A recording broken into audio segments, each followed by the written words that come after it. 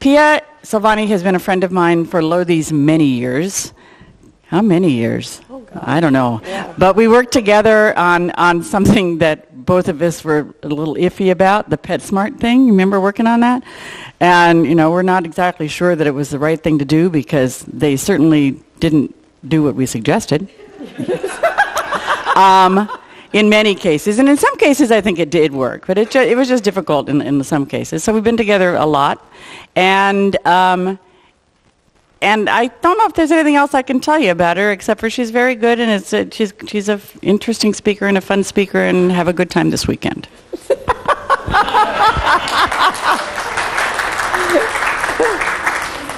Thank you, Trish.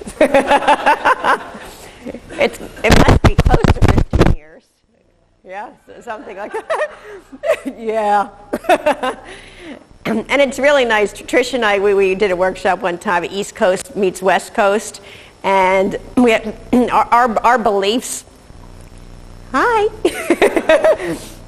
Our beliefs are so similar, and we email routinely about what we're doing, and she's like, "Oh, I'm doing that too," or I might say the same thing. Really, I'm doing something similar as well. So we've progressed and rolled together on two sides of the country, which is fabulous. Welcome everybody. I love coming back out to California. It's always fun, and the audience is so different than it is back east, so it's quite enjoyable. Few little things. We'll take a break around 10:30. Lunchtime, I assume, is at 12, so 12 to 1 will be lunch. This morning, I'm going to talk about what play is and focus on puppies. And then right after lunch, we're going to do a little live demo, observing puppy play. And in the afternoon, we'll entail juvenile play and adult play. I have tons of video. And if you are interested in this topic too, APDT, we're doing a symposium, one-day symposium on play. So there'll be a group of us talking about different things. Dr. Karen London, Dr. Patricia McConnell, Dr. Ian Dunbar, Barbara Smuts. So we're going to do a full day on play. So it's really interesting. And I became interested in this topic basically because I've done so much work with aggression. And I was just telling Trish on the way over here today, I've been doing a lot of competing with my dogs lately because I need that balance. Knowing that not every dog out there is aggressive. You need to have some fun with your dogs. So I've been doing a lot of that. And then I thought to myself, wow, aggression and play are so close. Really, really close, and they can switch back and forth so easily. And many times I thought to myself, gosh, is play really just an inhibited aggression? So it's quite interesting, and then I started to research it more and more, and then it became even more and more confusing. So when you're looking at the videos, I want you to keep in mind that we are not going to agree. I always like to say this up front. We will not all agree on what we're watching. The scientists cannot agree on what they watch. There have been studies done on various types of ravens and various animals, and you can have 4 scientists in the room that are watching the same thing and they all see something different. So the same thing is going to occur here. Doesn't mean that one of us is right, one of us is wrong. It's what we're seeing. Okay, so I'd like to put that out front. I remember the very first time I gave this talk, and I've given lectures on aggression quite a bit, and there were more aggressive people in the audience about play than there has ever been about aggression. And I thought, wow, people are really emotional about play. And when you think about it, how many of you teach puppy classes here? Do you see that in people? They get real concerned and emotional when they pick their puppy's playmates, or if you run a daycare, okay, people are real worried about that. Any play groups, they want to pick their partners again, and your dog started it, and my dog started. They're almost worse with their dogs than they are with their children. So I thought this was a really, really tough topic. So. The types of play, there are 3 types of play, and I'm going to focus mostly on social play. A little bit on object play later on in the afternoon, but I'm not going to get into play fighting. Now, social play is between two or more individuals, okay, and that can be interspecies or intraspecies. It can be one or both. When we talk about object play, it involves involvement with an inanimate object. And scientific studies are really confined to a very small range of species, and not much research has been done with dogs playing with objects. It's starting, it's growing. Dr. Barbara Smuts is going to start to do much more research on play with canines, which we really need when you think about it now. My gosh, there are so many dogs out there. So it's easy to do studies on it. Play fighting may serve as a function of rehearsal for adult combat later, and I'll talk about those in detail. So we'll start off with social play. So it involves issues of communication. You have to obviously have an intent. When we have social play, there's going to be role playing. Okay? And in order for it to be good play, you have to have cooperation. If you don't have cooperation, okay, it's going to be bad play. And that can then switch over to aggression. So further research is really needed, especially with canines, to help us benefit from what is their cognitive approach. We really don't know. So this is where we may be able to, with further research, get a better understanding of why dogs do play. Now, puppies and juveniles. When we talk about puppies and juveniles, remember puppies, when I'm talking about puppies, I usually say 16 weeks and under, sort of that puppy category, and then anything over 16 weeks, I sort of start to put into the juvenile category. It really gives them an opportunity to learn. So it's really important for puppies and juveniles to play. And it helps them practice skills that they're going to use later on in life.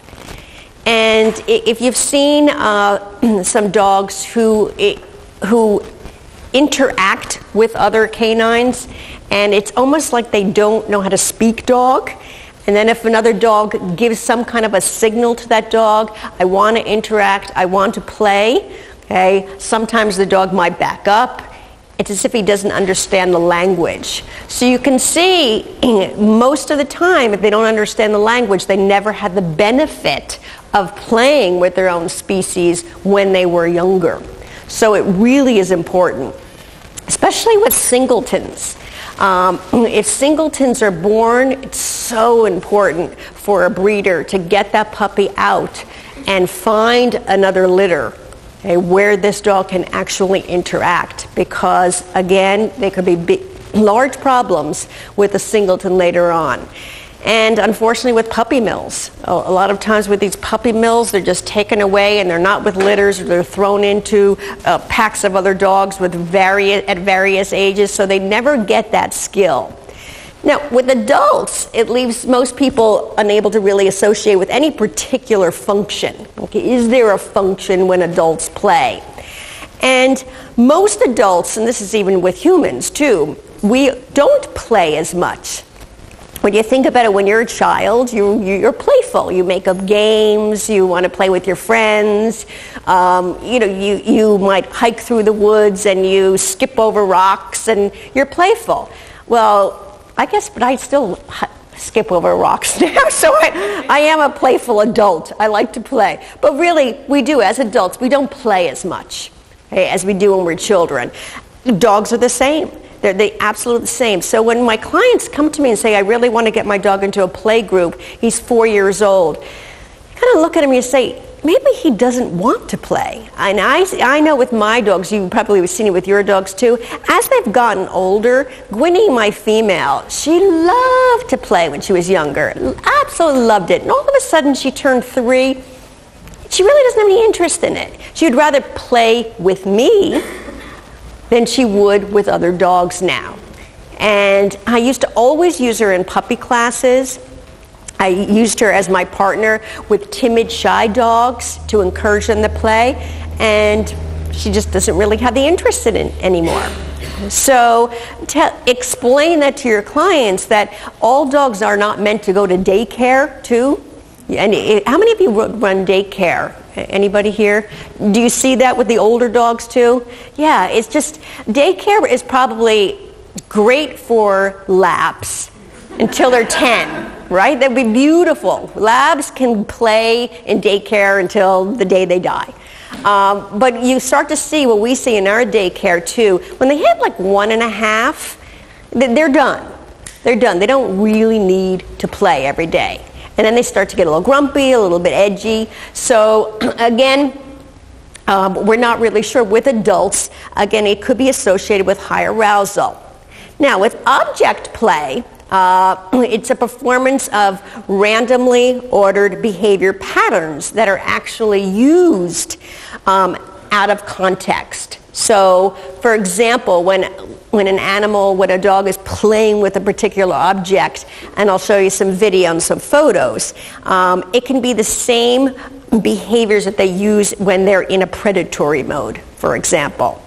And some studies have been done on this too. The exploration is a function often suggested they can explore novel stimuli in its environment when they're playing with objects. So let's take a look at this. Okay, let's take a look at this. Okay. When we think of predation and then we think of play, when we take a look at all of these, and I'll go down the line here, and think to yourself about your dogs or dogs that you have seen when they're playing. How many have seen their dogs stalking in a playful manner? Yeah. Searching for things.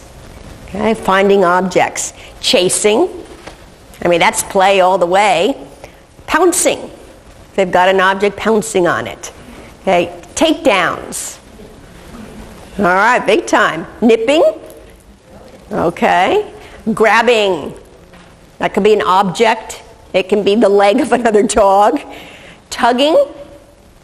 It's there. Shredding, tearing.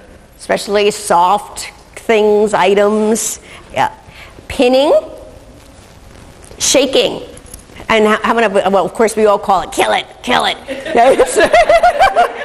Why we get off on that, I'll never know. But all of these they're predatory behaviors.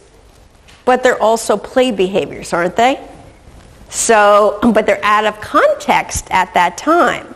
So I'm going to show you a video right here of this. This is Gwynnie, and my female Turv, and she absolutely adores with object play. She'll come back. Absolutely, we call it the shoreline game. What she will do is she'll come back and she tries to bury her frisbee, hold it down, and she swishes it between her legs. So she pounces down and swishes it between her legs, and then comes up like, oh, found it, pounce. Swish, found it, pounce. And now shaking it, like I've captured it, I shook it. So when you think this is really predatory behavior, I saw an Alaskan fox do the exact same behavior in snow. We had a good snowstorm in New Jersey. She did the same thing in snow. The exact same thing, and she'll do it in sand. So it's a behavior, again, that we see in other animals when they're hunting. Okay, so when they're hunting. So when you look, again, I'll stop it right here. Okay. Hunting. Okay. Reaching up. Grabbing hold. Okay. Chasing after. Okay. Leaping in the air. He's playing. But when you take a look, if we were going to take that face, okay, and take the frisbee out of there, right? All right.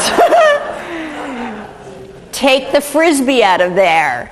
Look at the face. Would we say this is an animal that's playing when you look at that? Okay, quite interesting. Look at the stretch of the body too. Okay, out in the air to grab hold. If you look behind, chase. Okay, same thing. Pouncing. Doesn't that look like a predatory behavior right there? Okay, and it's a toy. Mouth open, okay, arched back, eyes focused, ears down. If that frisbee weren't there, we would think that she was hunting. And the pounce. Pushing it under, right? Capturing, trapping, pinning. Okay, once again, with object play, it looks very much like hunting. All right, Fagan in 1982, he suggested flexibility was an important factor in the evolution and persistence of play behavior. So his definition at the time was the capacity to alter its behavior in novel situations that results in an increased fitness. Now, there really is no experimental evidence, so it's a common problem with play hypotheses basically in general. Now, with play fighting, and I won't go into great detail, but it seems to be widespread support that it is a hypothesis with a means of refining skills for combat later on in life, if dogs are going to fight. So play fighting involves the use of species patterns, okay, when they're in social conflicting settings. Okay, so they've done some studies in this, but not much. So for play fighting, for us to call it play fighting, we've said that quite often, where the dogs are really play fighting. For it to truly be play fighting, we need to know, are they seriously fighting? What are the motor patterns that are being used during a serious fight? And is it identical to that of play fighting? So we really don't know if it's play fighting unless we know what it looks like when they truly are fighting. Okay? All right, so what is play? The question is. So again, it combines elements of cooperation, communication, and learning. And it provides a prototype for evolution of morality. So it's really playing fairly. Now, there's difficulties in defining play. It's not really obvious that play serves any particular function, and we don't really know if the animals are playing. Does it serve some type of function or meaning later on in life? So some feel also that play improves motor skills and cognitive skills in the young. And again, it's very species dependent. So it's difficult to design experiments to really test the hypothesis about this, about the function of play that is practical as well as ethical. And there have been several studies done on it, but they have not done it on canines yet. Now, as I talked about also, remember it's closely linked to behaviors in other contexts. So anytime we take a look at animals playing, it's going to be very closely linked.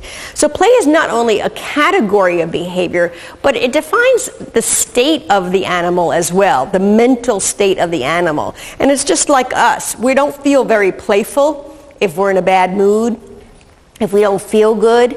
So when you put animals together, when you put dogs together and maybe they scrap or they don't play or they play a little bit and then they stop.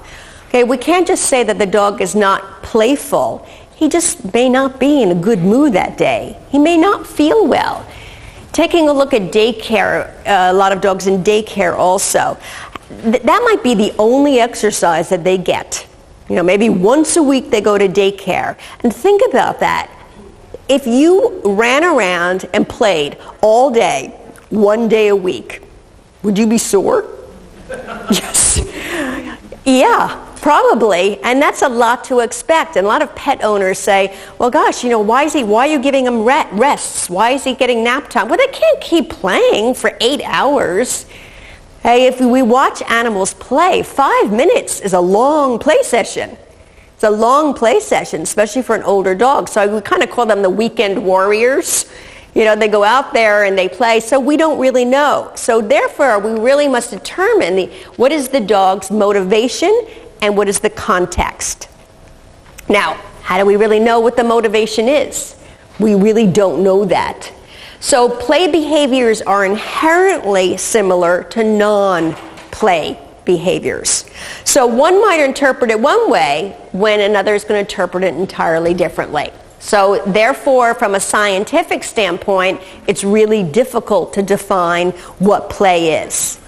And as I was talking about earlier, Meck in 1966, Fagan in 1981, and Greer in 1992, they all did different interpretations of ravens and wolves in their studies.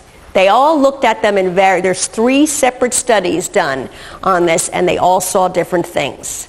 So we're going to be doing the exact same thing. Beckhoff and Beyer, again, offered what I consider to be a really good definition of play, but it wasn't without problems. And their definition in their study, as well as Martin and Caro, play is all motor activity performed postnatally that appears, and that's their emphasis, the word appears, to be purposeless, in which most motor patterns from other contexts may often be used in modified forms. All right, so when we think about that, I like that definition, but the definition centers on the structure of play sequences, what animals do when they play. Okay, so much. So again, there's another problem.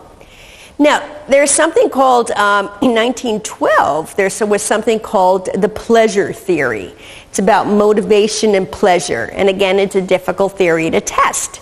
But recent studies have shown that dopamine plays a very large part in the behavior when they regulate their behavior. So as the animal is playing and the dopamine enters the brain, okay, it can have an effect on the dog of which way it goes, from maintaining a play role, or it can switch over to aggression. And Burkhardt said it's not unlikely that our experience when playing is shared by other species. So why do animals play? 20 years of research, scientists still don't know why they play. And right now, the research has really shifted over to the realms of mechanisms, neurobiology, and philosophy. So the field really stalled out for quite some time. So there's really no clear evidence. But there is a new infusion, and we have to thank Dr. Barbara Smuts for that, and I'll talk a little bit about her, what she's doing. But we really need more students, okay, to show an interest in this so we can study it more. Now, Barbara Smuts, she is a behavioral ecologist at the University of Michigan.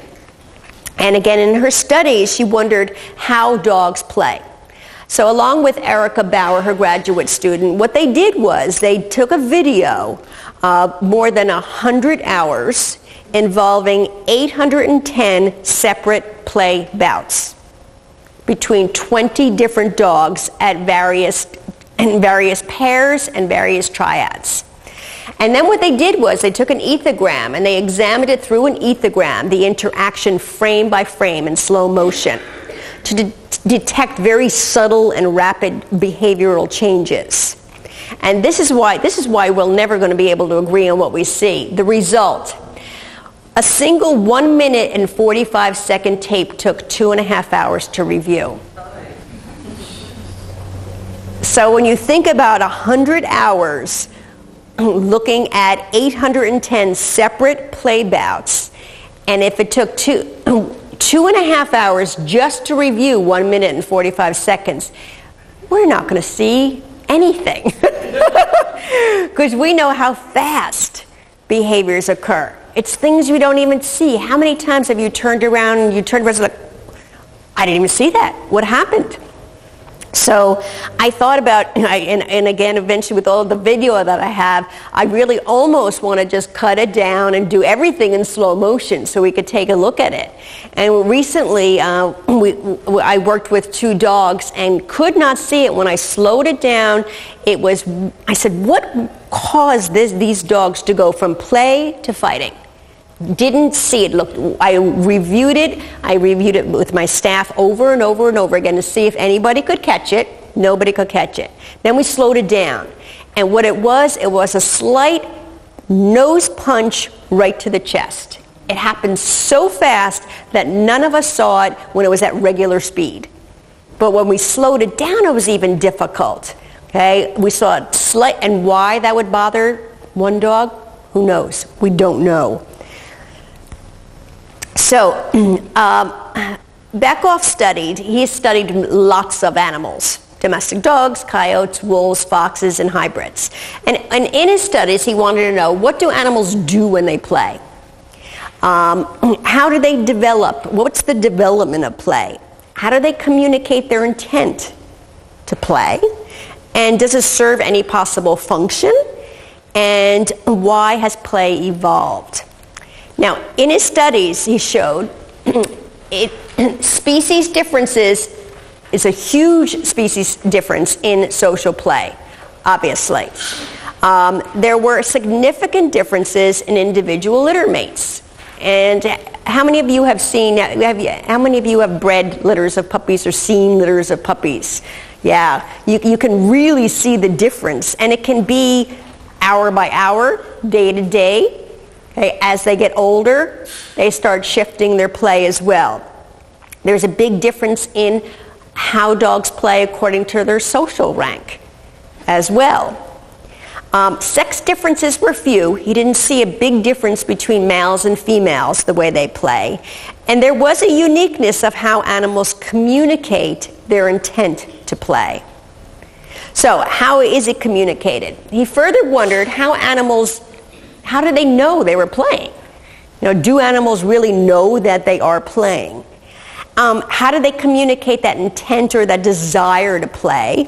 And how do they maintain a good play mood? So play is initiated through action patterns that, again, are typically used in predatory behavior, aggressive behaviors, as well as reproductive behaviors. But those actions could be hard to discriminate. So they need communication. If two animals are going to communicate play, they need to communicate with one another. So one action, the action of one dog, is going to change or influence the behavior of the other dog. So obviously it requires a sender and a receiver. And then the most important part of it is what is the signal sent and how is that signal read? Critical. So when we think about that, sender, receiver, signal, and now we've got 10 dogs. That's a lot of signaling going on and a lot of signals that are going to be missed. Okay? So they will send it through different ways. Olfactory could be a signal that they send it during play, something visual that they see, or auditory. And I'm going to go over all of these during play. So in order for a dog to maintain that play mood or stop the play, they must have some kind of a behavioral marker that signals to the other dog that I want to continue or I don't want to continue. Okay? And it's got to be read correctly by its play partner in order for the play mood to be maintained. That's the critical part. And again, it can be done not just visually, but olfactory through tactile and auditory. So I'm going to show you right now, this is a video that somebody sent me of daycare. And when we talk about, remember, signal, sender, receiver, signal, okay, watch what happens. This Boston is put into the play group.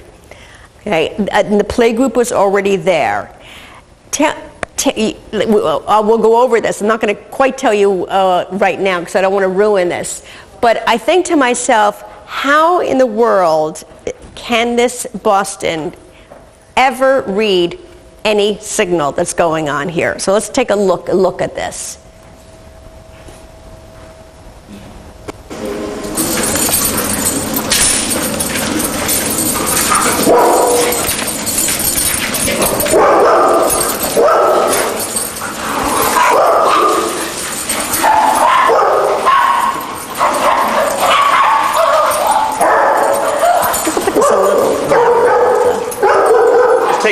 completely out.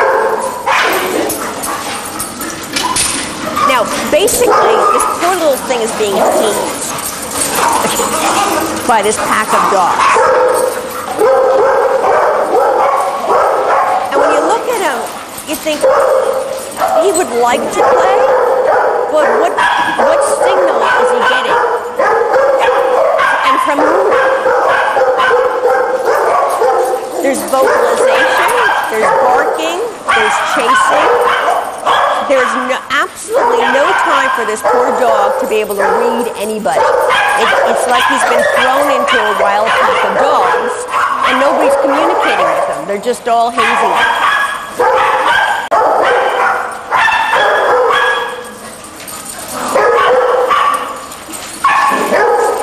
It's sort of like, I think, like somebody wants to tell me something, and then you have 30 people shouting at you at the same time. You're going like, time out, time out. I'm not getting the message. So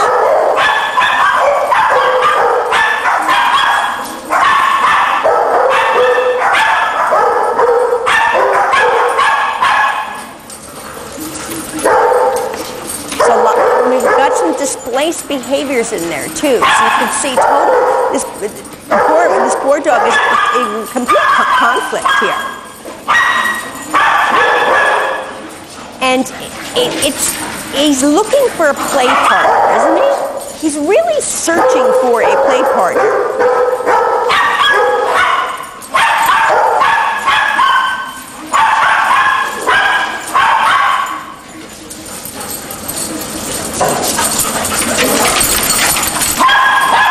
But if you think about it too, all of the behaviors that he's exhibiting here, he's just being chased down.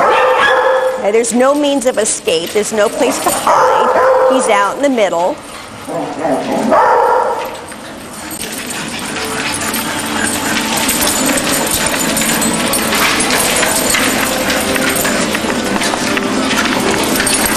Now, finally,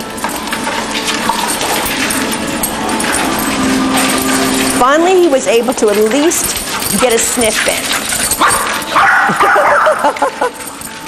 I will talk about mounting in play later this afternoon.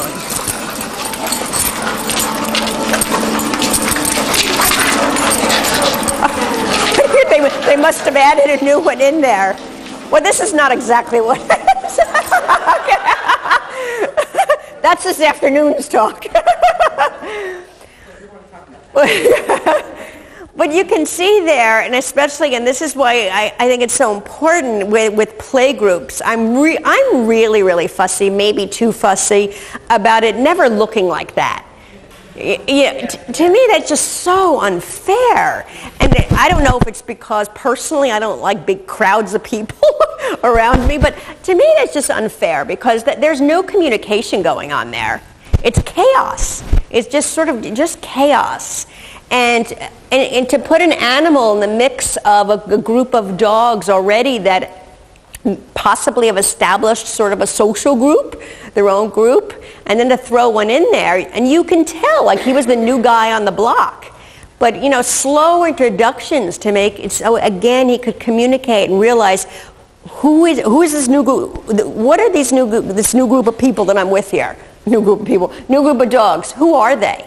Who do I have to watch out for? Who do I like? Who don't I like? Okay, questions. I forgot to tell you, I'm sorry. If you need questions just for purposes of recording, we just need the mic. So down in the front here. So feel free, if you raise your hand, just wait for the mic. I noticed in the video that in the back they had a little fenced-off area that looked kind of like a timeout area, even though the dogs could see each other. Do you think had they put the Boston Terrier in that area and allowed them to have that protected introductions that it would have reduced or eliminated the hazing in the introduction? Great question. My opinion is no. And the reason why I say that is I don't like timeout areas where it's visible to the other dogs. To me, that's not a timeout then. And to put him in there, I think that he may, again, it's just my opinion, I think they would still start hazing him around the fence. Now he's trapped. He's got no place to go. So I think if anything, he should have probably went into the room first and then slow introductions of adding dogs in. So he got to know his play partners one by one and slowly. But he should have been there first, not thrown into an existing pack. Good question. Okay, anything else on that? All right, let's go to olfactory. There hasn't been much research on scent marking in domestic dogs, but they will communicate, as you know, through anal sacs. And their anal sacs doesn't necessarily mean that they're fearful, but it can mean excitement too. I remember with my golden retrievers when I had them, they always knew when they were going to go on the hike when my husband and I got in the car. And what Lance would do, he would jump in the back of the car, he would mount Ashley, and then he would express his anal glands. Like, yee-haw! It's like, oh. I couldn't have done it outside the car. But again, he wasn't fearful, he was excited. So olfactory communication can also act as a passive social behavior to decrease activity when the dog is feeling socially conflicted. So I'm going to show you a video. Oops. Yeah, right now. And again, this video was sent to me. This is a dog, the collie Aussie mix here is a dog that has been in the play group before. And what they did was they decided to introduce the white dog, the new dog, to one dog, which I thought was very smart. But let's take a look at this interaction now and what the signals are that he's giving. So this is their first meeting. Pauses are good.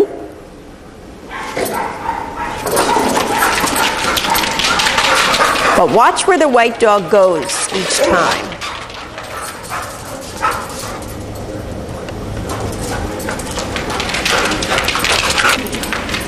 I see that quite often, and maybe you do as well, when a dog stops to drink. I think many times they're not thirsty. It's a marker. It's sort of a shut-off marker. But now we've got a leg lift and another leg lift. And people have said, well, he's trying to be dominant. No, not at all. He's socially conflicted and he's stressed. Back to the water again. Now, do we feel that the other dog is being inappropriate? I don't think he's inappropriate. Back to another water.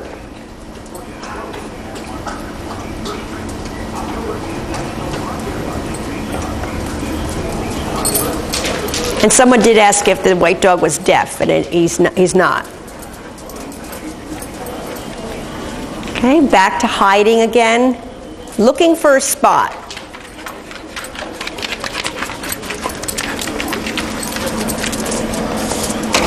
Staying on the perimeter of the room.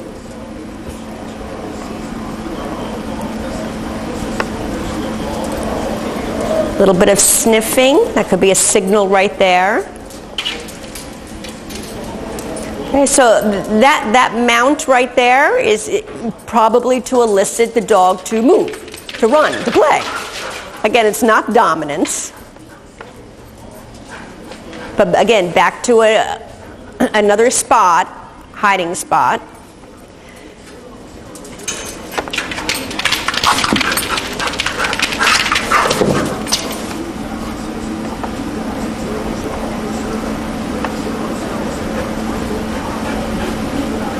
This is the first time this little collie mix has walked away.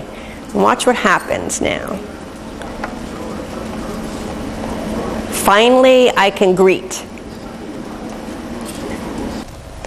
So it took that amount of time. And the only thing that obviously the white dog wanted to do was greet. But the other dog is saying, no, this is not a place where you greet. This is playtime. You know, this is day camp here. We play here. So every dog is going to be different. They're going to be different. So at that point, when you think about it, there was olfactory signals Mark, mark, mark, mark, mark, mark, mark. Okay, around the room. Not trying to be dominant, but socially conflicted. He was in an agonistic state, trying to signal to the dog. Question over here. I had a quick question. Do you know which dog was in the room first? Oh, there you are. I'm sorry. And if it would have made any difference? I'm curious if the black dog was in the room first. I believe they brought both dogs in at the same time. And I'm not sure if it would have made a difference. I don't know. I think that the collie probably would have went right into play anyway. Again, just a guess. Now, you didn't feel that was at all dominant, even though the other dog was also putting his muzzle on top of the dog's shoulders? No. A lot of times those are just signals to encourage play. Oh, okay. Yeah. It doesn't necessarily mean that that's a dominance act, because you could see he wasn't challenging him. He truly wanted him to get going, to have a good rumble. Do you think that instead of making it one-on-one where the collie was so intent on play, that it might have been a better idea to have two dogs in there that had the established play so that they could play and give the white dog a little more time to come in on his own terms? That would be a choice. Yep, I think that would be a choice. So you see how we have to try different things. It's not black or white. So in that particular case, that wasn't working real well. So maybe if there were two other dogs in there, maybe, we don't know, he would have been more relaxed. Or maybe we should have put that dog with a dog that was a little calmer, okay, to give him a chance to get to know a play partner. And this is where it's really difficult to find good play partners.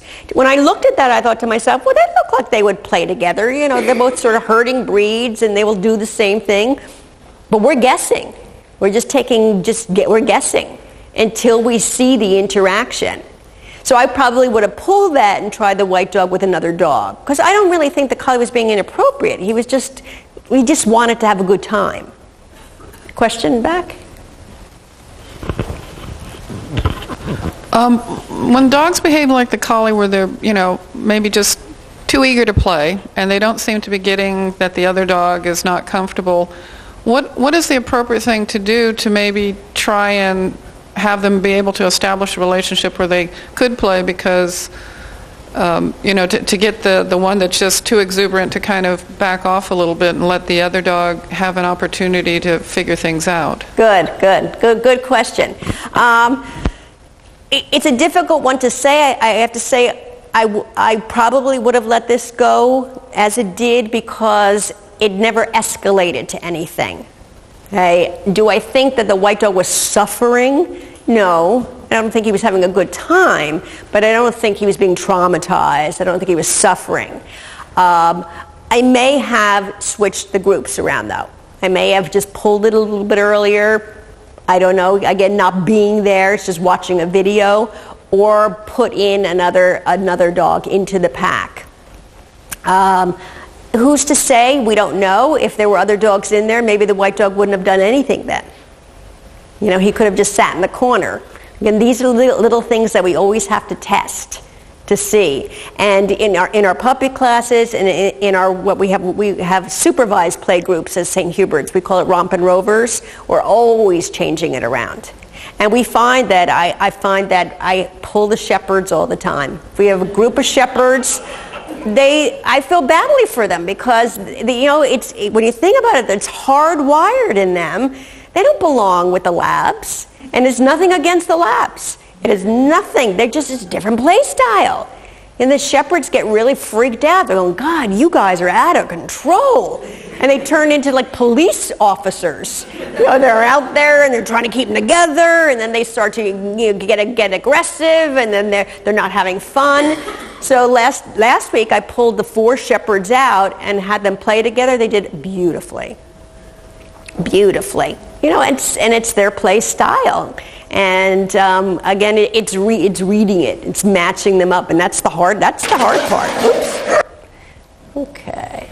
All right. Visual signals. They're going to be more common than vocal signals, especially when the dogs are very close to one another. And again, Dr. Smuts feels it's critical to decipher body language to understand how animals establish, maintain, and negotiate their relationship before they play. So some visual signals, most play is visual, and it may involve agonistic behaviors where they're socially conflicted. We have to take a look at the head, obviously. What are the ears doing? What's the mouth doing? Is the mouth open? Is it closed? Okay. What are the eyes? Dilated pupils. Okay. Are they squinting? What's the posture of the tail? Is the tail curled over the dog's back, way up? Is the tail underneath, tucked under the belly? Legs, are they perched up high on their toes? Are they stiff? Okay. Stalking. Is there a lot of crouching, a lot of stalking? Do you have submissive behaviors? Is there forward? Is there play bows? Okay. Lots of movement, chasing, pouncing. So let's talk about the play bow. Play bow is a fixed action pattern. So its solicited play tends to be longer in duration that contain a greater number of individual acts or exchanges. Okay, so with the play bow, Beckhoff did a study in 1975, a coyote study, and he found that bows were used to increase a range of movement or motion and also to stretch the muscles in the back. And the head of the bowing individual is below the recipient. So it can play a very important key role where maybe the dog is not only saying, I want to play, but I'm going to play in a non-threatening manner because I will lower myself below you. Okay, so that's what he found in coyotes, and we see that in the dogs too. Do you ever see the dogs hold the position down low, like, it's fine, I want to play, but I'm not going to be up like so, I'll be down here. So the play bow is, I want to play, we are still playing, I want to continue to play, when they throw it in there. This is play regardless of what I am doing to you. And this is play regardless of what I might do to you. Okay? So that's why they're so important for play bows to always be involved in the interaction. So for two animals to continue a play mood, and I keep going back to that, they both have to be equally motivated to want to continue that play mood. So you can see with the white dog and the collie there was no play mood happening there because they were not equally motivated. But if play bows are not being performed throughout the play session, you could end up with dogs becoming very conflicted, socially conflicted. And then what the result of that is the play mood starts to change. So maybe it's not as friendly. It can be you start getting stress. Okay, so you want to see lots of play bows within. So play bows that are used in the middle of the play session are frequently preceded actions such as biting and sort of rapid side-to-side shaking of the head, which the behavior may be interpreted wrong by the play partner. So the context of signaling suggests that the dog giving the signal knows what action he or she is about to perform next. And they're also aware of potential effect of behavior of the play partner. So that is suggesting now some advanced cognitive abilities when we think about that. So I want you to take a look at this video. And this is a pup who was in a puppy class and was very, very snarky with the other puppies in class. So if any puppy came up to this pup, it'd show its teeth, it backed away, it would go, sort of, you've seen that, like, move away, I'm backing up, and I'm going to get in there and give a little snap. So not comfortable with puppy play. So we said, let's try to get an adult in here, see if the adult will play, how will this dog react with the adult, and one dog. So I brought Gwynnie in, and let's see if you can count now how many play bows this little white pup offers in between. And we'll talk a little bit about what's going on. It's the first time that they've met. Look at the ears back low, but felt comfortable immediately with an adult.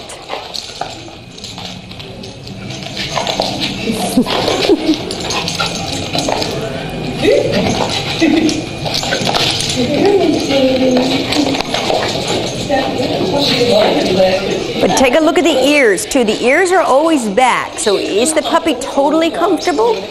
No. Nice little, you see the low head tilt?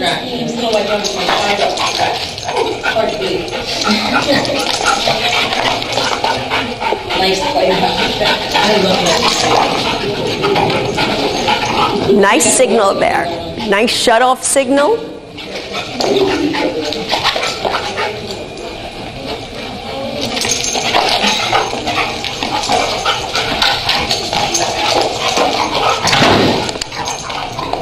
Lovely head turn. Okay, she got a little overwhelmed there, but what she did was she lowered her head down. And when you read that and backed off.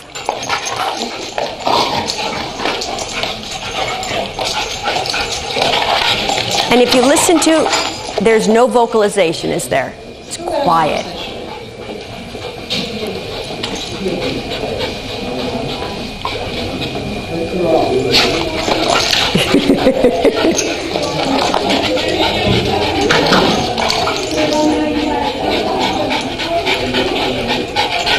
So you see right there how Gwynnie, you put her head over. Okay, again, move. I want you to move.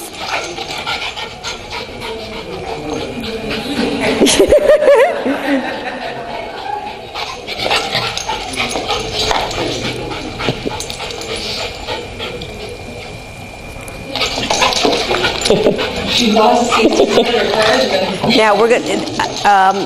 Another dog's going to enter the picture who's going to be very, very different his style. He is a deaf Aussie. It's a male. It's one of my trainer's dogs. Watch him come on. He's going to come on very different. Watch what the pup does. Comes in nicely, right? Nice greeting, ears forward, head, but he came on way too strong.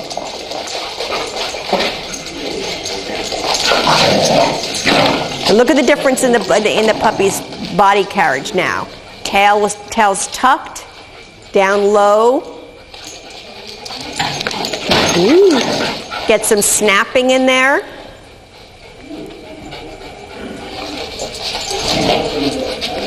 He's giving her some space though, which is good. You got it good. Happy with that? I know. And she's not quite ready to come out. She doesn't trust yet, right? Okay, we got throwing some play bows in there. Puppy's still not sure.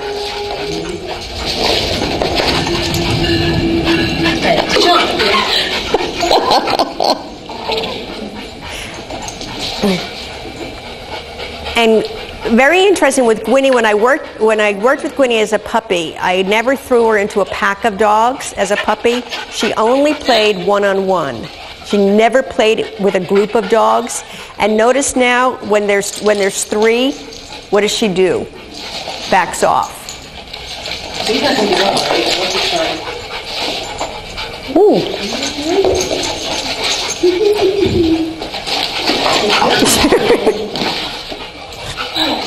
Now let's watch right here. Navarre, who's the deaf Aussie, he finally makes a good move here.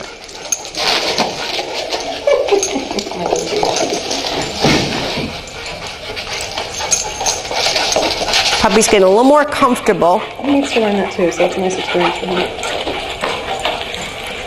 But again, you can see right here too, this is a pup that's not interested in playing with a pack of dogs. Nice and low, look at that. So he's going down low. He's staying low, That's very nice. Of course, Winnie's got to get in there and roll. Winnie's telling him, we're playing here. Staying low, good. So he did the right thing. So finally Navarre, instead of being high and pummeling, stayed low. But here with this white pup, and what I told her was, don't ever bring this dog to daycare. This is not a daycare dog. This will be a nice dog who can learn to play with other dogs one-on-one. One-on-one. So when you think about it, not all dogs like to play in packs. It's probably the only species that we put together in packs and force them to play together. So take a look there. How many did anybody count how many play bows the puppy did? All right. Now, Dr. Eric Klinghammer disputes that the play bow is just a signal that's reserved for play. He said it may be useful in hunting large prey, and it allows the dog to quickly accelerate in one direction or another. And that makes sense to me, because when you think about it, with that little white pup, you notice she was down low, she popped up, down low, popped up, down low, popped up. Okay? When you're in that position, you are able to get away.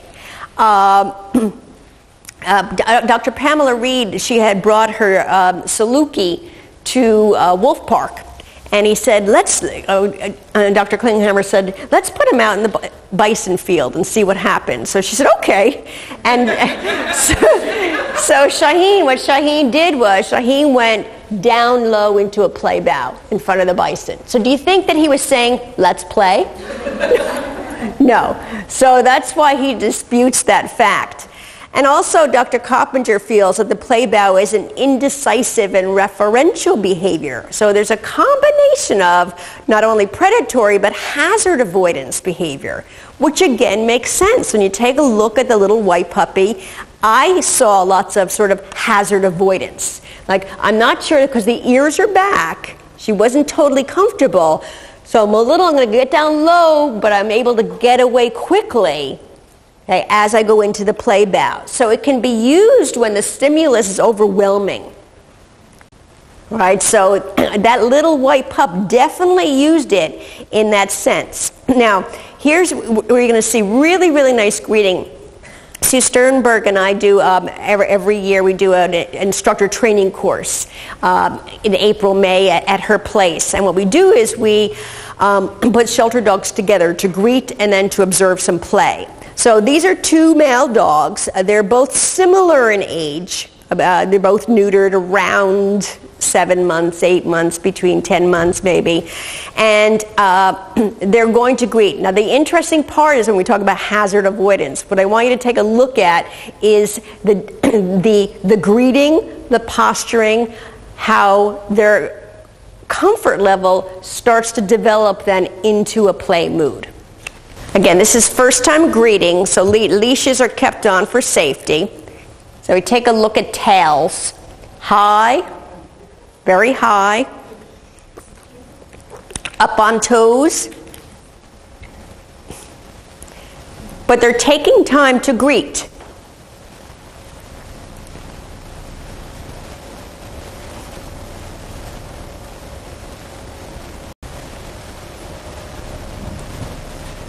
Very stiff.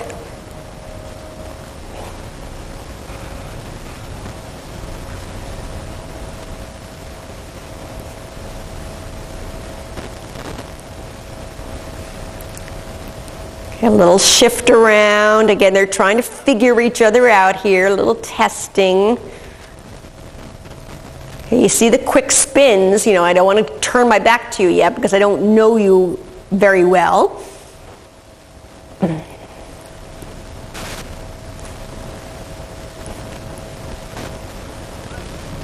Okay, so now we've got so they got to know one another a little bit. Now we've got some action, some movement. So the chase starts. Remember we talked about chase.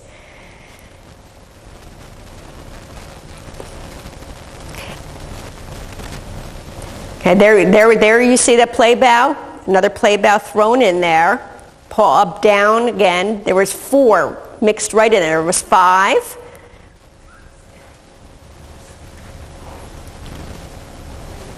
You see what I was talking about with going down low, so the head of one dog? Tails were still up high. but again, we don't know their natural tail carriage also. Watch what happens with this dog now. He sort of gets stuck in the corner. And I love this communication. Holding the position, hazard avoidance. So let's see. So he's like, don't worry, you can come out. I'm not going to come in and get you.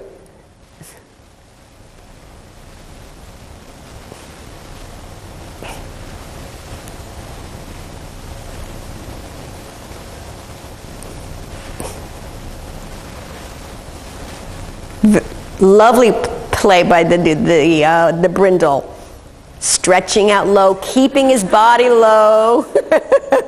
Batting, I like batting in play. It's very puppy-like.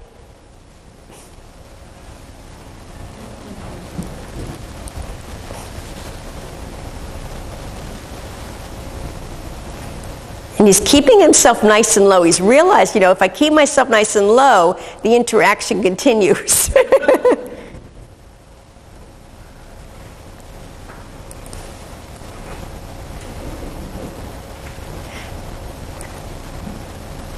Nice ending shot.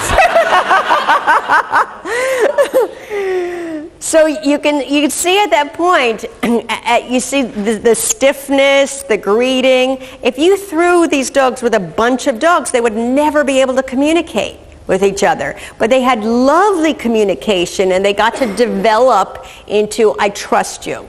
Okay? But you can see the one that held that play bow in that corner. Okay? That's sort of your hazard avoidance. Okay? I'm giving you a signal, and the other said, don't worry, come on out. Okay, so it depends on what the other animal did. If the other animal went in, who knows what could have happened? It could have changed in an entirely different direction. Okay, so again, it's reading the signals and building that relationship up. Okay. Oops, did I get it? Yes. All right, so in the area of cognition, dogs may be ascribing to mental and emotional states of their play partners. So to be able to play with each other, individuals must have the cognitive abilities that allows them to do three things. Number one, negotiate cooperative agreements. They really need to be able to cooperate with one another if you're going to maintain that play mood. Request permission to engage in certain activities. All right. Instead, if you've seen some dogs, they bolt in, they muzzle punch, they charge. It's as if they're not even asking the other animal, do you want to play? They're just taking it upon themselves as saying, I'm going to play with you, I'm going to play with you the way I want to play with you. It's not going to be a good play group. And then place their behaviors in an imaginary context. So it makes sort of a mental attribution to others as well. Now, there's something called self-handicapping, and it occurs when an individual performs a behavior that might compromise himself. So, for example, he might not bite as hard as he typically can, use lots of inhibition. Okay? He might not put himself in a certain position than he would. So I want you to take a look at some self-handicapping here. This little white Maltese had problems with other dogs, just always snarking at other dogs, snapping, snarking. And what we did was we basically flooded her with dogs. It was just one way to work her through it. And flooding, I'll talk about flooding tomorrow a little bit more, but I do use flooding in some cases. Okay, but you have to know the dogs. You have to know the dog also, because it can do more harm than good if it's not done correctly.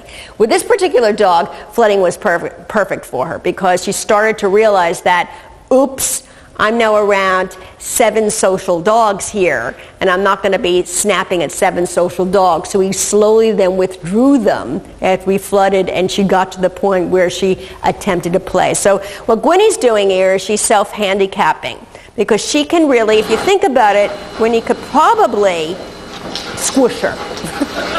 Autumn, okay.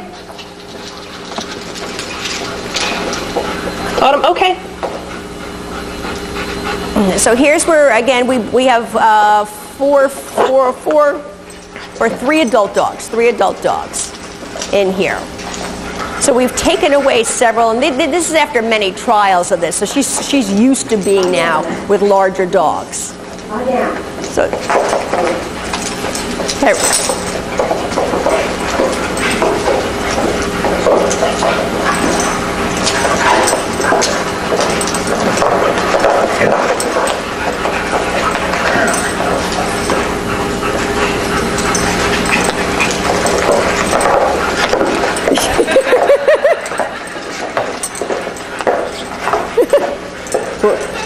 So again, she could have broken her back there, but she's going to pounce around her.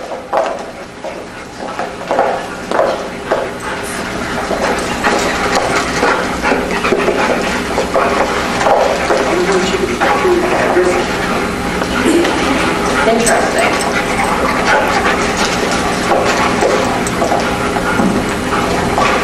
Lance is not in a stay. Lance puts himself in a stay so he can stare at me.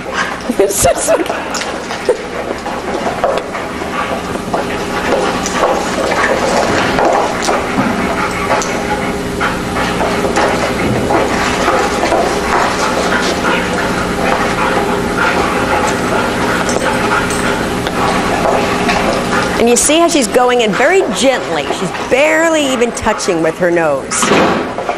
And she's throwing in those lots of play bows in there again.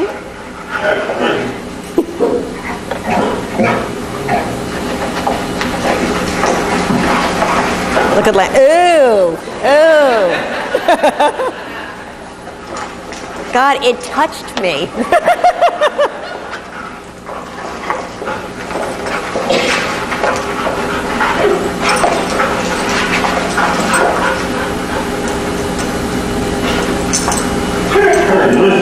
See the stop and go now? Mm-hmm. Yeah, it's much different.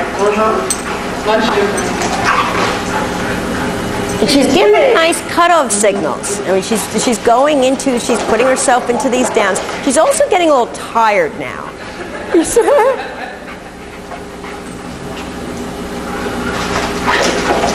A nice signal there. Come on, you can chase me now. You see right there when you elicited the play to begin again? Mm-hmm. She decided, okay, I'll go for it. So here you can see she's getting a little, she's had enough. So that was the first time you heard vocalization, right? Okay, so that's, again, for purposes, I was sort of waiting for her to give a vocalization for educational purposes. Okay, I would have stopped it when I saw her getting, before she got tired, obviously. So it ended on a good note. But I just pushed it a little bit more so you can see that vocalization, and I'll talk about vocalization, we have to be careful with it with play. Play should be quiet. Should definitely be quiet. Okay. All right, role reversals. Beckhoff and Allen did a study on role reversals in 1998 where the more dominant animal assumes the more subordinate position to allow his play partner to dominate, even though he's higher ranked than the other one. And most of the time, the more dominant animal would not put himself in this position in any type of socially conflicting setting. So I'll show you another video. I have to get into this. I haven't edited this all the way down yet. But this is Dylan, a little pup who was actually wandering the streets down in Miami. And you're going to see him in a daycare setting with this chocolate lab who is just lovely, who's lovely. But there's a little bit before this, but you'll think it's cute, I'm sure. You're getting so big. You're getting so big.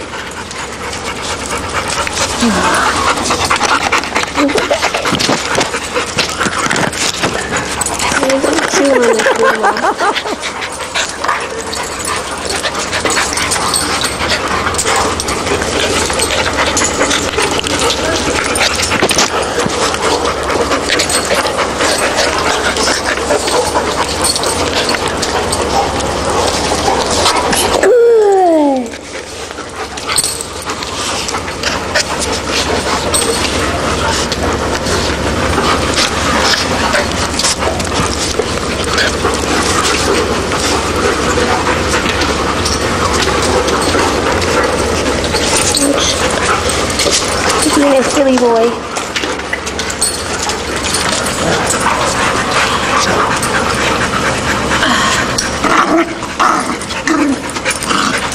Now, this is one of my little devil puppies here. Does not like being restrained, held, coddled, or even touched. She's done quite a bit of work with this puppy.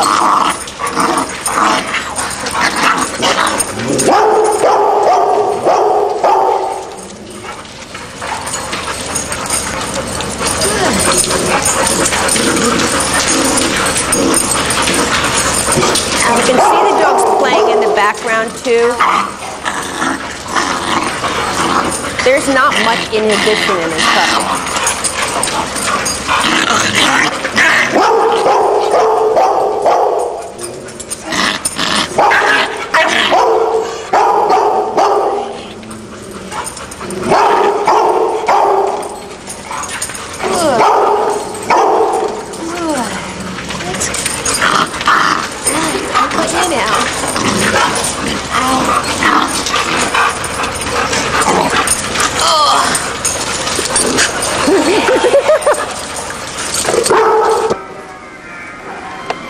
Now watch how lovely this lab is.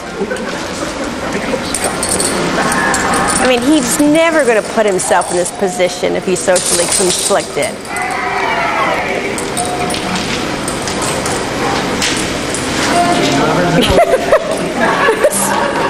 Is it about me?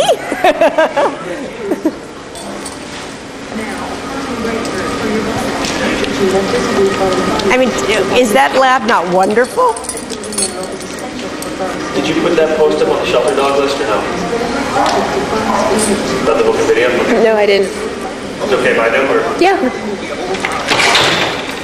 But the puppy has no respect at all for that adult.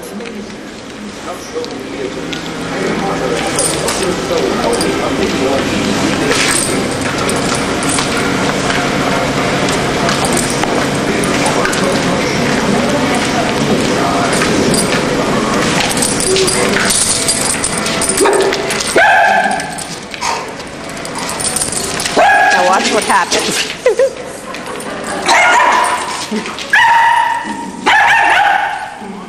Totally different play partner. Look at the difference in the puppy now.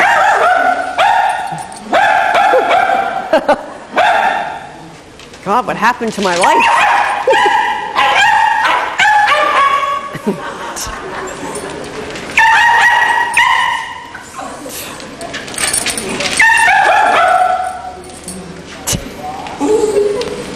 It's like the referee went in there.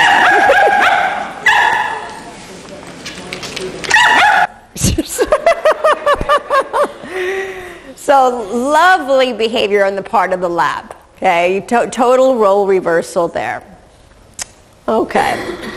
So Bauer and Smuts in 2007, they observed dogs that differed greatly in either status or in age. And the role reversals were very common during what they found during chasing. Okay, so they took turns during chasing and tackling, but not during mounting or muzzle bites or muzzle licks. Okay, you didn't see it then. So it suggests that the suggestion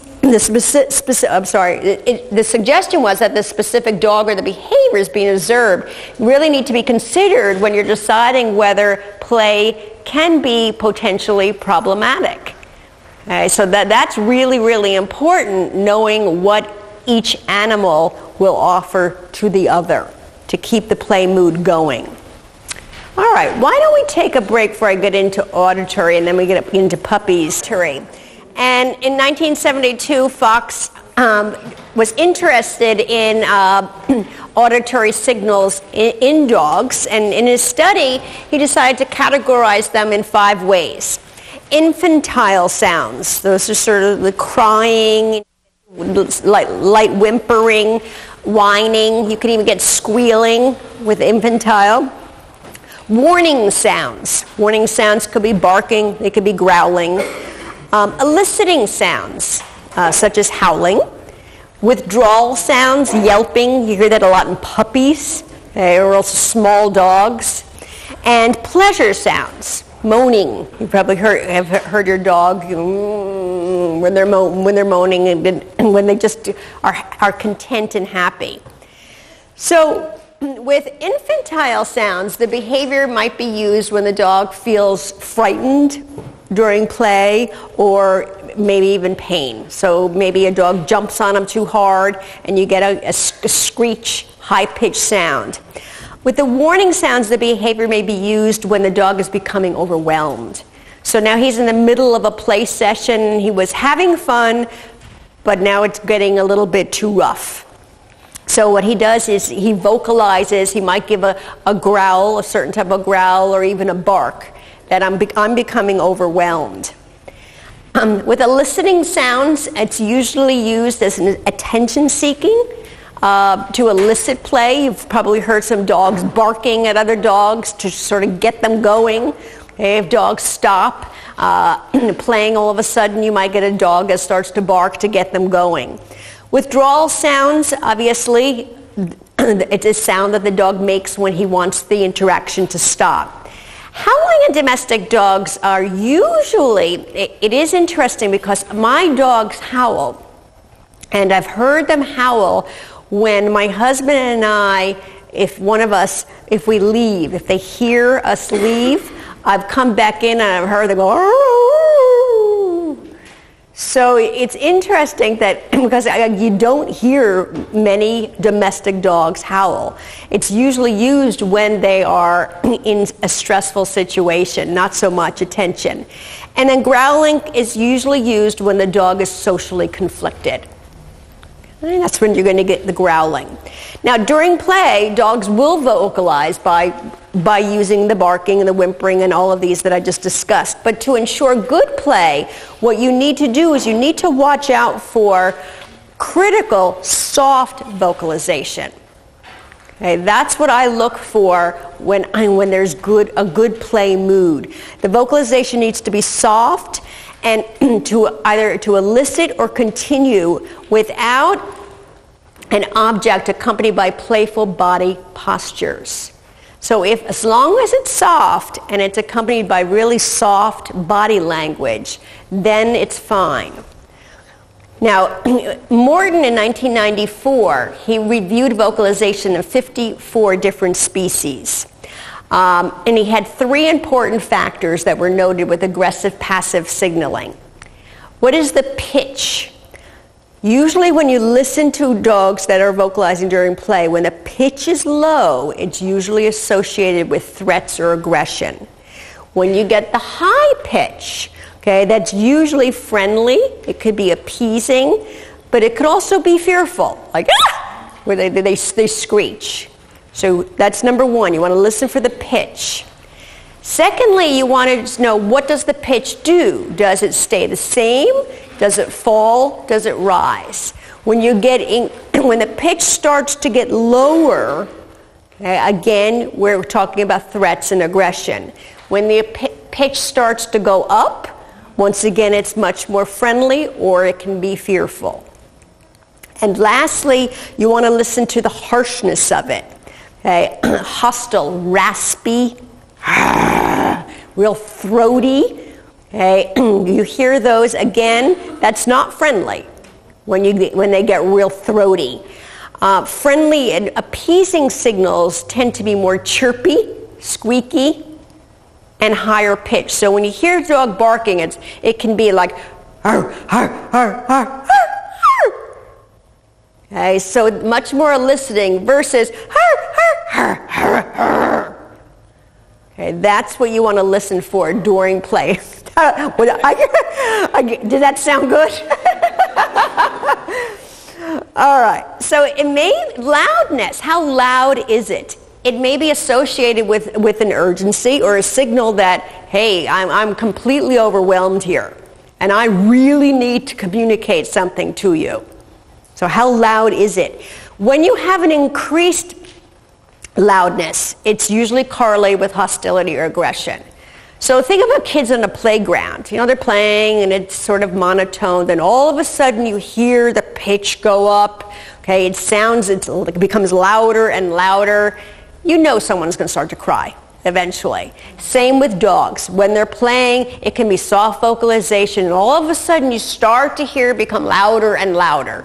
You know, before you know it, you're going to be breaking up a fight. All right, so it's critical that the acoustic power might be associated with hostility, physical power, okay, and a willingness to engage in some kind of physical confrontation. Standing over right in the middle of play. Okay, so I want you to listen to this. This is actually a female, an older female dog playing with a pup. They live together. But listen to this, the harshness and the raspiness, and we'll go over what we think the adult is feeling in this.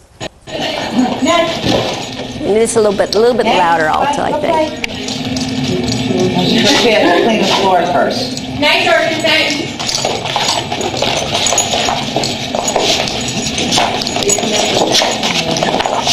Now, the puppy just submissively urinated there.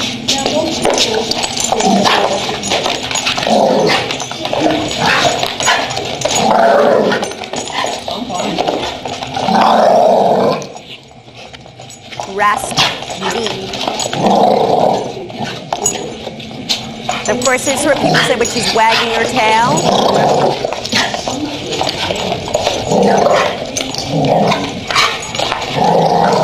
Notice how the puppy's keeping himself very low, too.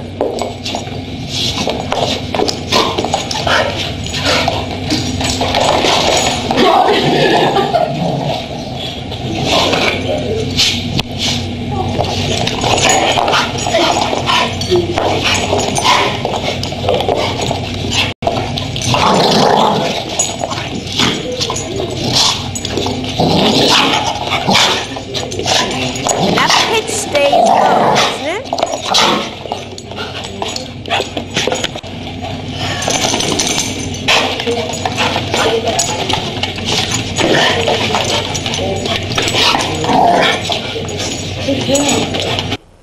All right, so a little bit about the female, Maggie. She was never comfortable with dogs. Okay? She always, what she would do is she would roll over to elicit the dogs to come in, and then she would stand up and then go after them. Sort of like, come on in, come on in. So she's very uncomfortable. So she's very, very ambivalent. Okay, have you seen that with dogs where they roll over in a submissive manner and then they don't want to be there? You know, they don't want that interaction, so they're not sure what to do. But with this particular puppy, you can see this puppy always stayed low. Okay, the puppy gave no vocalization, but her vocalization was raspy and low. So the problem here was she did tell this puppy off quite harshly many times. You can see, so it's edgy. So I didn't particularly like that harsh raspiness in that context because it's on the edge. To me, that's just a little bit on the edge. And she's not totally comfortable with that puppy also. Okay. All right.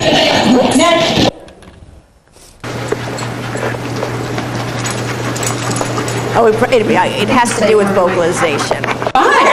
Oh, yeah. Good boy. Oh, yeah. Good boy. Good boy. He's going to go home and tell his friends to check down and go, boy. Oh, good boy. Good boy. Good boy. Good boy. Good boy. Good play. Good play. Mama does not know what to make.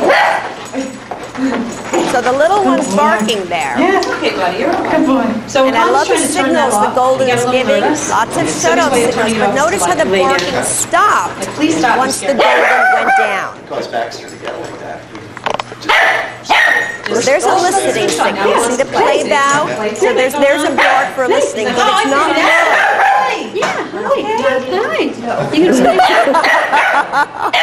I've got to get in there and police it. He doesn't get nuts about barking. He pulled his tail. I behind him pulled his tail. End of his tail. Because I was going to swing him around. Of course, if Wakanda took one step so you can towards see him, how kind of switches. The Cavalier's a little overwhelmed at the same time.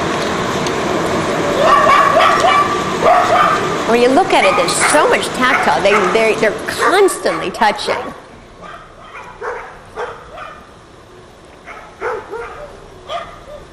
And they're learning a lot about each other. How strong. It doesn't look like it's like, but it's quiet. So there's got to be inhibition there. And notice that other dog came along, they never even stopped.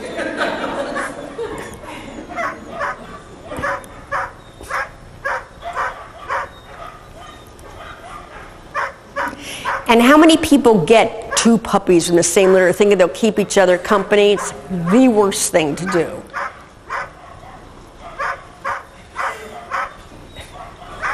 There are no breaks, there are no pauses. Whoa, where'd you come from? I didn't realize there were other dogs here. But you can see a totally different style, and they're learning a lot from each other.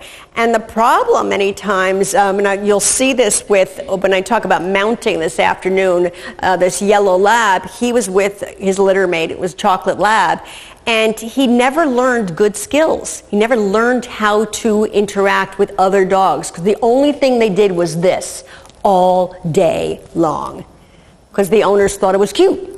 They thought, oh, isn't it wonderful? They're having so much fun. Okay, they never learned how to be social with other dogs. All right. It can be used, puppies, as a practice for adulthood. So the scientific notion is play allows pups to practice social skills and even predatory behaviors that they're going to need later on when they're in a social setting. And Dr. Pamela Rood, I like this quote that she came up with. She said, the pup becomes comfortable before he finds himself in a situation where he needs them. So they're learning a lot when they are young pups. Okay, before, again, if they've never interacted with dogs and played with other dogs when they were younger, they're not going to know how to when they're older. So the closer they are in age, the better. When you're setting up social groups, play groups, the closer they are, the better, because they're going to play the same.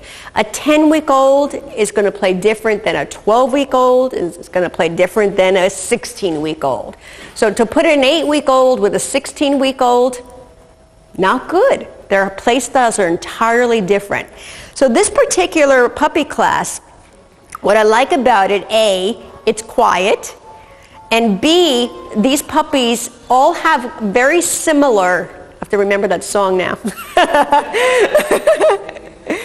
They all have very similar play styles, and C, they're about the same age, okay? And they have a well-established play style, and the trainer also knew exactly when to interrupt.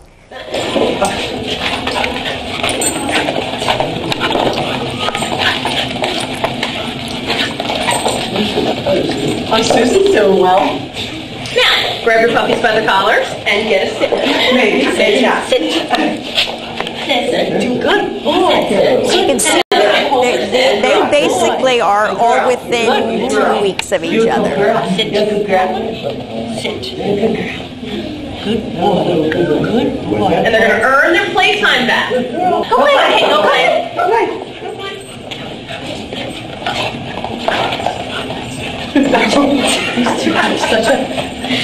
You're dynamic. It's very hippity hop. I like to see that in puppy class, and it's quiet.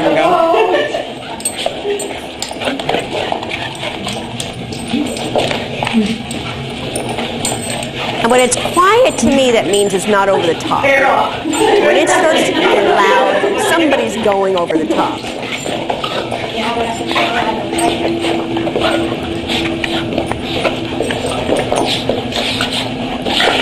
Oh, we're trying so hard to keep this. So we'll do a little, what we call a bully test. We pull one away just to see. 3 punches, come on, 3 punches. So if the other pup comes back, it's obviously he's fine.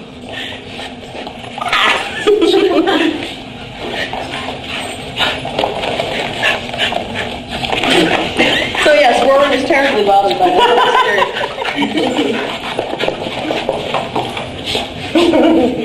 Oh, look, the tables have turned.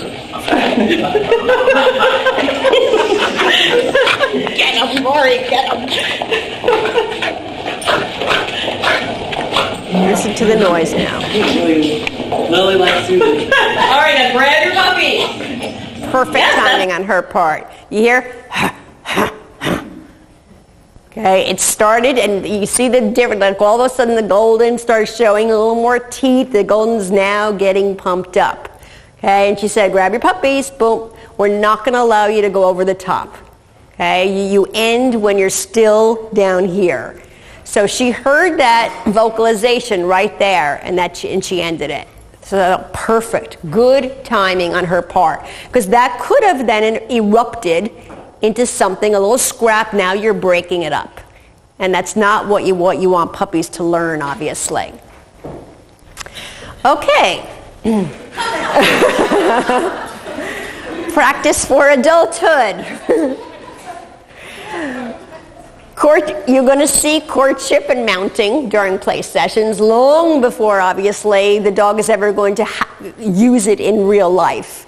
And it's one of the first behaviors that we see when other dogs are challenging other dogs. That is mounting. Even before they start to posture with chin or feet overwards, mounting is the very first behavior that you see. Bite inhibition. Studies were done, they found that litters who had soft mouths were less socially gregarious with other dogs and people during play later on in life. So continued on. And the acquisition of bite inhibition occurs during litter play. That's why it's so important for them to play, especially within their litters. So if they're weaned too early, pups tend to bite more vigorously and harder than normal. And studies have been shown on that. So they really need their mom or another adult in there to supervise them, to let them know not to use their mouth in that manner. So play has really, again, not been investigated enough in dogs with less social skills. It'd be really interesting to see if we could do some research on maybe feral dogs or packs of dogs. And down in, we get a lot of dogs from Puerto Rico that we bring up now because they're just wandering the beaches down there, sadly. And unfortunately, what many people are doing is they have a beach called Dead Dog Beach, and they're just killing dogs on the beach. There's so many of them. It will be really interesting because none of them are spayed, none of them are neutered, so they do have litters of dogs. It'll be really interesting to do some studies. Trish, want to give Trish the mic? The first point there, the litters with soft mouths, being less socially gregarious. Could you explain that a little bit more? Does that mean other, like, strange dogs and strange people? Or? Yes. Okay. Yes. Good. Okay. Anything else? Okay. All right. So let's take a look at this video. This is actually Jill Marie O'Brien from LA SPCA. This is her Malinois, who is really, really good. He's a really nice Mal. So she uses him a lot to test puppies in the shelter down there. And here is where you're going to hear some changes in the vocalization, the difference, the raspiness. You're going to hear a lot of it with two different types of puppies. The first puppy you're going to hear is that warning sound, that high-pitched warning sound. The second one that comes in that is quite forward, quite confident. You're going to hear a lot of raspiness going on. And then you'll hear him tell the puppy off. It's a beautiful reprimand. You might need a little more sound. So you hear the high pitch, like, oh, come on, you just got stepped on, you're not dying. But obviously, that was important to that puppy, he got scared. Here we go. pitch up. You hear the pitch changing from high to low, high to low. It was encouraging because she was actually approaching him. So when he walked and she's not over really again, holding the a puppy grudge went, right now either. And then he walked away. "Ah!" And she said her... All right, so puppy number 2. Good girl. Her eyes. You hear the throat, the raspiness starting already. Hold her back. Hold her back. Her eyes just have... Okay, I'm gonna take her off. Look at the difference in the posture of the male now. High up on the toes.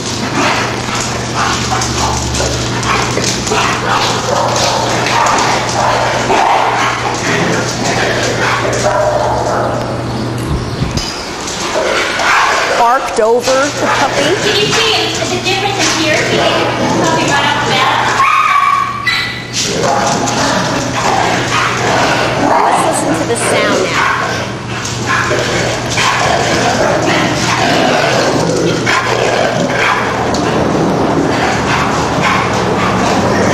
The Malinois going away. The Malinois is the one who's giving the raspy signals.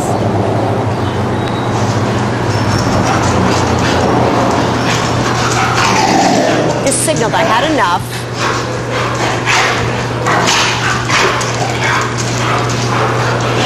She's grown something. Giving clear signals, does not want to interact anymore. See, she's not respecting what I'm saying.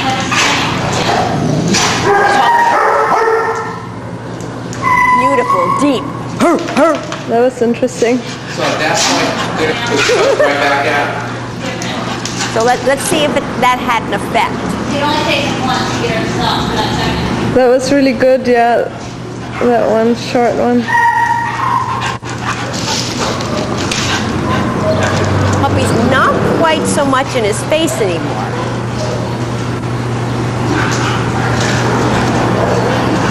Hi, Mr. Malinois.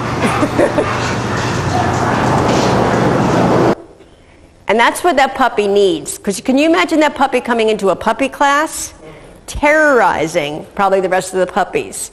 So that puppy needs to learn, that puppy has not learned, obviously, space, and it just bulleting right out there.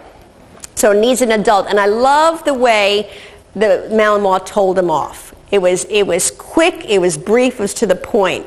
And I have to tell you a funny, every time I see this I laugh, because this is so common. The lab that you'll see with the mounting, my friend owns the dog, and he's a goofball too. And my dogs don't particularly like him. It's just, it's sort of like the herding breeds don't really like the sporting breeds so much because it's different. And I owned Goldens for 20 years, so I know. But they don't particularly like him because he's a goofball. So he comes out of the car, and Lance is there, and he comes out, he's all in his face, and Lance will go, and he's like, oh, sorry, I'll just walk away, and I'll go over to see Gwynnie. So he goes over to Gwynnie, and Gwynnie's standing there real close again, and she's curling her lip, she's giving all these signals, like, dude, can you not read? I'm not interested. And he's like, ah, and all of a sudden she's like, and I cracked up laughing, and I thought to myself, God, I need to get that on video, and then we need to get men and women. You know how men say, stop, that's enough, and they walk away, and women go, don't you walk away from me right now, I still have something to say. So it's so similar to the two, because here Lance just told him off, and Gwynnie had to really say her few words that she said.